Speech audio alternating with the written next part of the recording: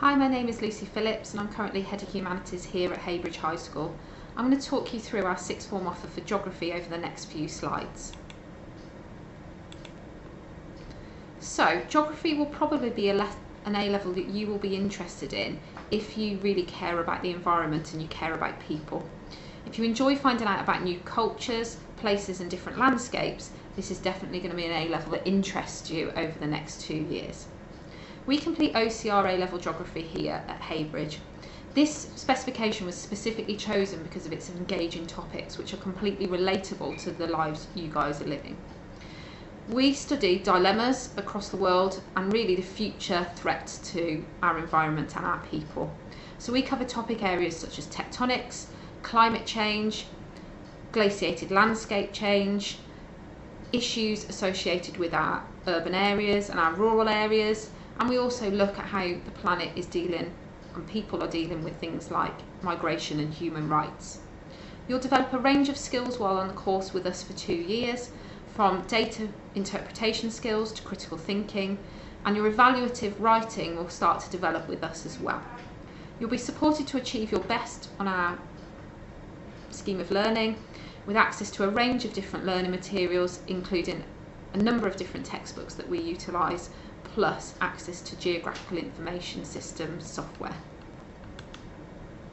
So the geography team here at Heybridge consists of 3 members of staff. We have myself, Mrs. Phillips. I teach a lot of the human geography side of the course, both in year 12 and year 13. We have Miss Horseman, geography teacher here, who teaches mainly the physical topics, and that's her specialism across year 12 and year 13. And then we have Miss Guest, who's joined us this year, and she's starting to teach the human topics, particularly to year 12. So you can see here, this is a snapshot of the department. The department is made up of 3 specialist geography teaching rooms, and we also have access to 30 computers outside on the landing of our floor that we can utilise in lessons if needs be. Sometimes we will base some of our lessons outside and use the computers for case study development or geographical information system type work, but the majority of lessons are focused in these classroom teaching bases. So what can you expect from geography here at Heybridge? Well, we have 10 periods of geography a fortnight. 9 of those are taught with a member of staff, and 1 of those is an independent learning period. Okay, so we will set work for you to complete during that time. Homework will be set each week by each of the subject teachers. It's an assumption really that students will spend about the same amount of time on homework as they do on their classwork at A-level. So there is a significant amount of extra reading and homework to complete with our subject. There'll also be an expectation that students will spend time in lessons really engaging in the activities that we plan and complete as a class, including presentations, research, paired and group work, and also tasks to develop higher level thinking skills. All students will have access to GIS in the department and will make use of the resource in their studies and in writing their assessed investigation, which is actually 20% of the final grade at A-level in geography. We also access a number of subscriptions, and we pride ourselves really in trying to keep the subject quite contemporary and link it to students' lives. So we do subscribe to the Geography Review, which is a number of different articles which come out across the academic year to give information about current changes in geography or topical events that have happened. We feel this is really, really important because it bridges that gap before students begin to read for a degree at university. So what do you study with A-level geography here at Heybridge? In year 12, a number of topics are studied. So with your physical teacher, you will begin with glaciated landscapes and then follow on to Earth's life support systems. With your human teacher, you will begin with changing places and then move on to migration as a topic area. And then usually in the summer term, we will begin the preparation for our NEA, which is an independent piece of fieldwork all students complete. In year 13, we very quickly finish the NEA completion, so we work through that and write that up usually within the first half term, and then we move on to cover more content. So the physical teacher will study with you glaciated landscapes and tectonics, and your human teacher will complete human rights, and then move on to climate change. The geographical debates paper is the trickiest paper of all of the papers we sort of set for the A-level, so we tend to teach that towards the end of the course where your essay skills have developed. There are a number of extracurricular opportunities in the geography department, and we believe that field work is integral to the study of geography A-level. It's compulsory that you complete 4 days field work as part of this A-level, and this is broken down into a number of different visits. In Year 12 we complete 2 single fieldwork days, one in Cardiff Valley and one in Birmingham City Centre, and then during the summer term of Year 12 we actually complete our independent investigation fieldwork, which bridges over a 2-day period. With this piece of work, students have to do a number of different projects. It's very independent, but we plan this together and ensure that it's completely safe before students go out in a controlled way. We also offer an Iceland trip every 2 years on this particular course, so it's open to all geographers. Student feedback on this trip is always very, very strong, and students come back very, very enthusiastic about Iceland, and that is run for the last sort of 5 or 6 years in the department.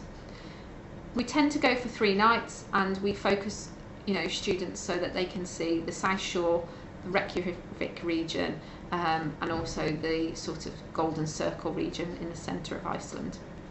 We also attend Geographical Association lectures at King Ed's each month, and these lectures are organised by the GA and are there to sort of bridge the gap between sixth form study of geography and university study.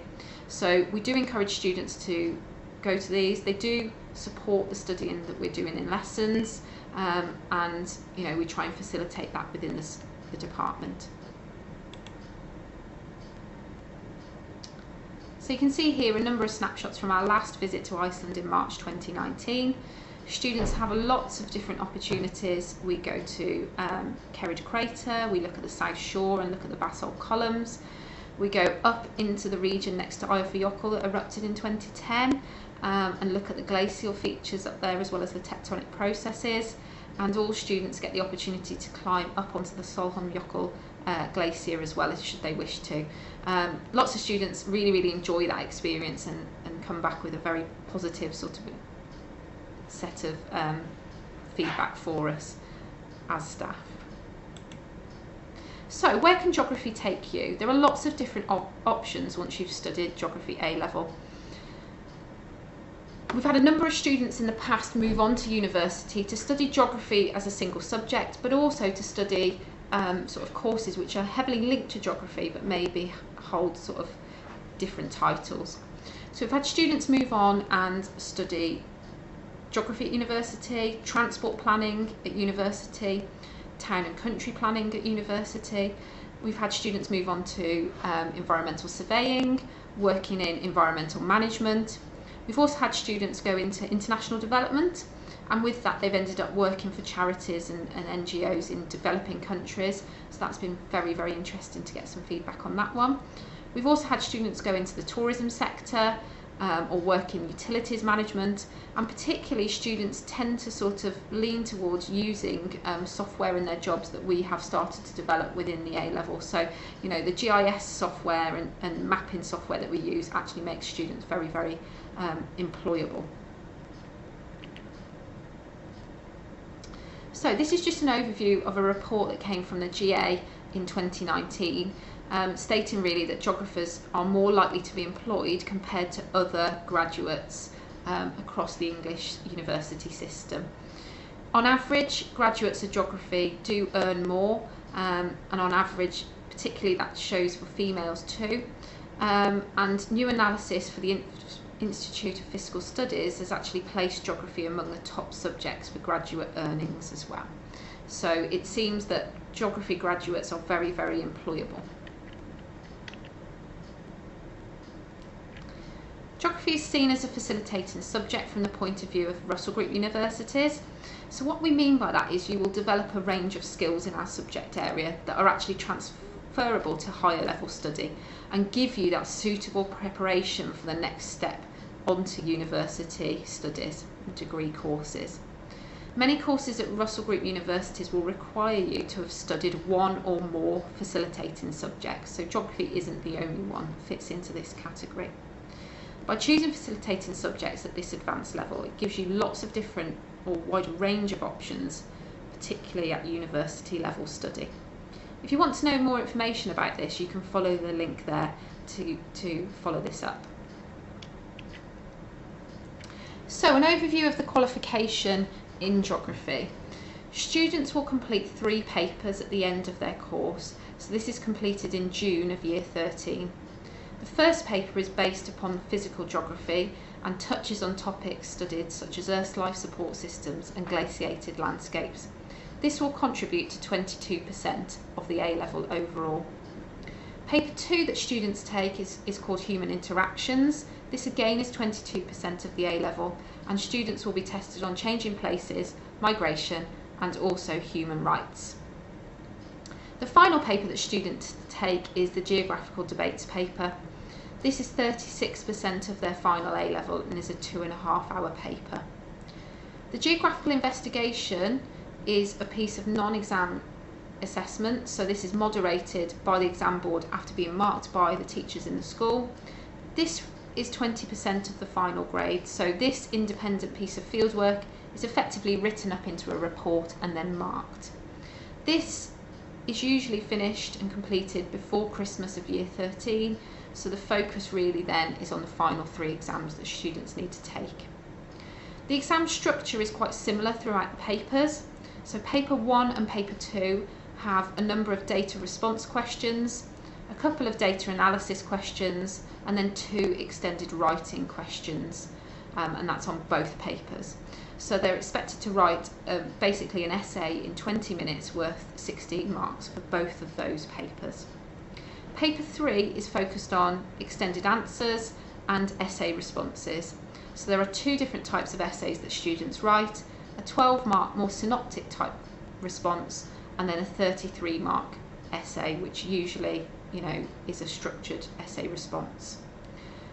2 topics are assessed within paper 3 for geographical debates, and here at Heybridge we have chosen to study and assess climate change and tectonics. All of the Heybridge Open Evening resources can be found by visiting the school website, and the link is here, and we look forward to meeting you and welcoming you into our classrooms in September 2021.